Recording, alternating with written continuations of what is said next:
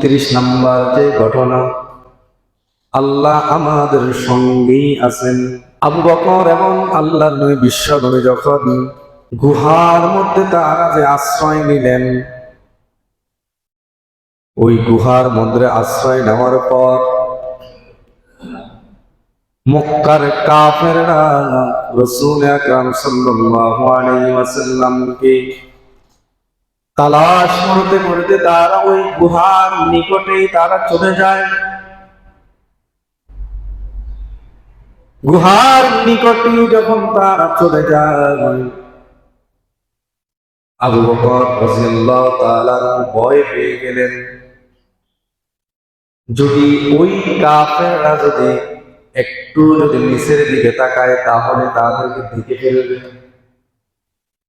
হযরত আবু বকর সিদ্দিক রাদিয়াল্লাহু তাআলা চিন্তিত হয়ে গেলেন।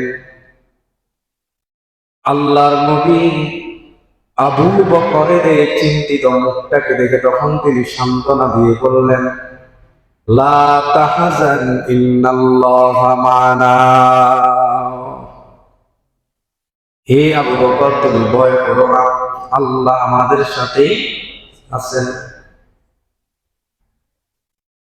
কারণ হলো ওই অবস্থাটা এমন সিচুয়েশন ছিল যে সেখানে যদি তিনি ওই কাফেররা যদি নিচের দিকে যদি তাকালো তাদেরকে দেখেই ফেলত।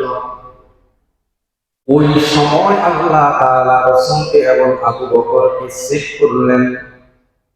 আর আল্লাহ রাসূল আবু বকরকে বললেন, হে আবু বকর, সেই দুই ব্যক্তি সম্পর্কে তোমার ধারণা কি যাদের সাথে তৃতীয় ব্যক্তি হিসেবে আল্লাহ তাআলাই আছেন? সুবহানাল্লাহ বলুন। তখন আল্লাহ তাআলা রাসূল হাত তুলে দোয়া করলেন।